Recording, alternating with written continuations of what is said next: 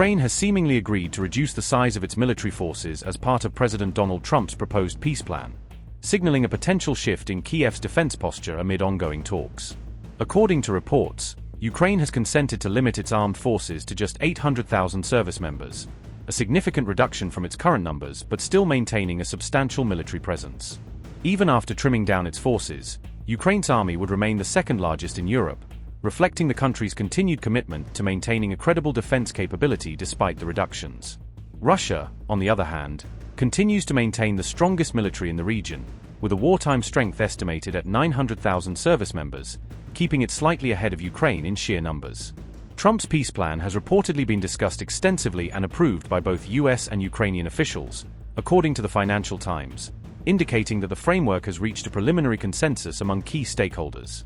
This approval means that Ukraine successfully negotiated against Trump's original demand of limiting its forces to just 600,000 troops, securing a compromise that allows for a larger military than initially proposed. The original 28-point peace plan put forward by Trump has now been streamlined to 19 points following intensive talks in Geneva, reflecting adjustments made to address the concerns of both sides, according to the Financial Times.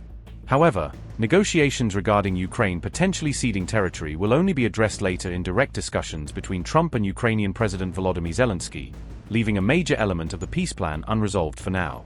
A top US official told CBS News that Ukraine has agreed to the revised 19-point plan, providing an initial indication of Kyiv's willingness to engage with Trump's proposals, even as some details remain to be finalized.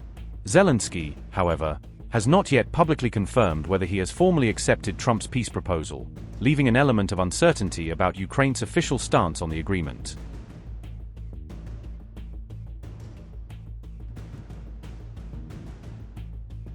So far, Russian President Vladimir Putin has not given any formal agreement or indication of approval for President Donald Trump's proposed peace plan aimed at resolving the ongoing Russia-Ukraine conflict. To push the plan forward, Trump dispatched his top envoy, Steve Witkoff, to Russia with the goal of finalizing details of the peace proposal and securing Moscow's buy-in for the agreement.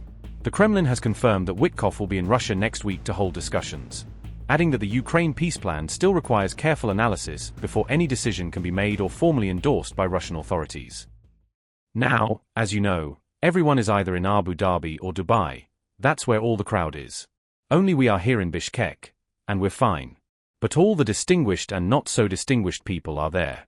Among them were representatives engaged in serious work, officials from the special services of Ukraine and Russia.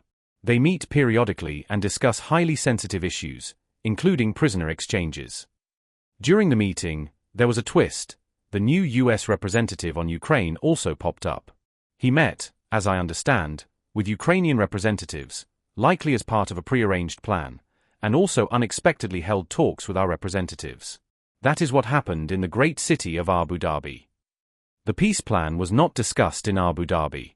In fact, it has not been discussed with anyone in details yet.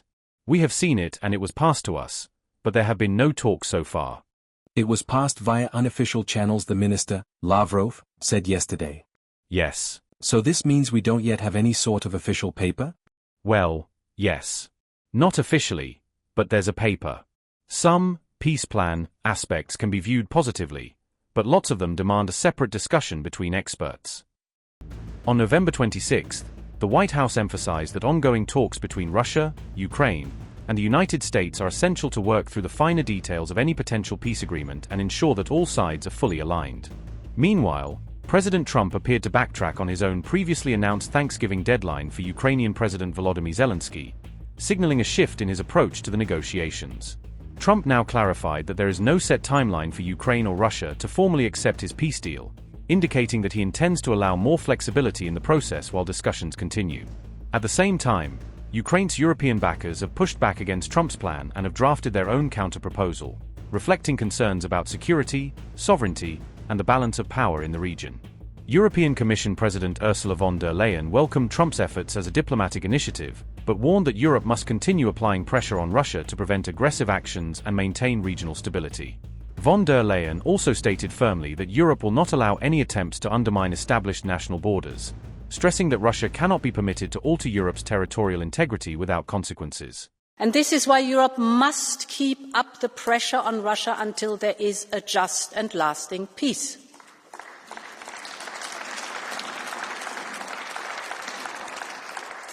Europe will stand with Ukraine and support Ukraine every step of the way. Can bring about a real peace, the violence escalates. We have seen a just and lasting peace. This is what we all want.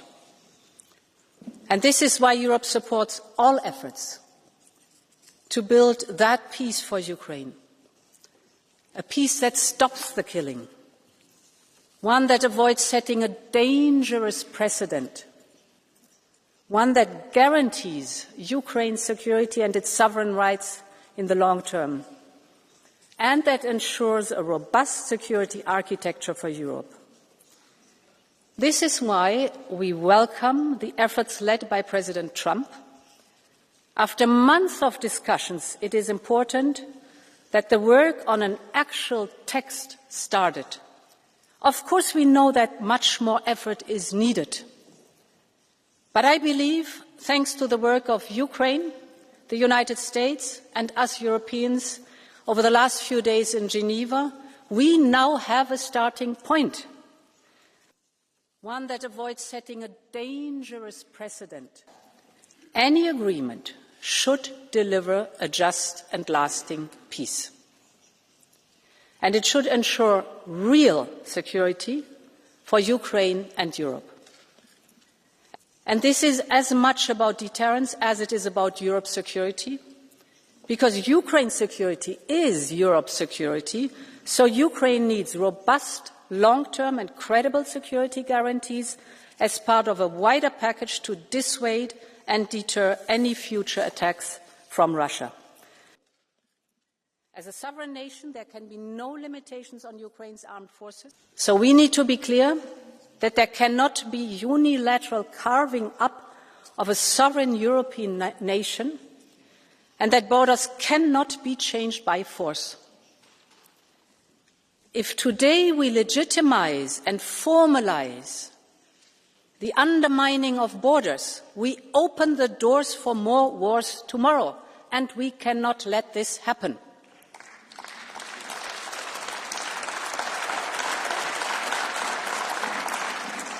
Europe's future is bound to Ukraine's future, and therefore Ukraine's future lies in the European Union. This is not only a matter of destiny.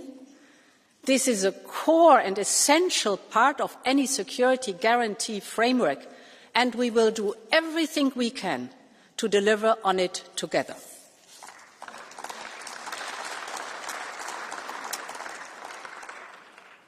One principle has been accepted. Nothing about Ukraine without Ukraine, nothing about Europe without Europe, nothing about NATO without NATO.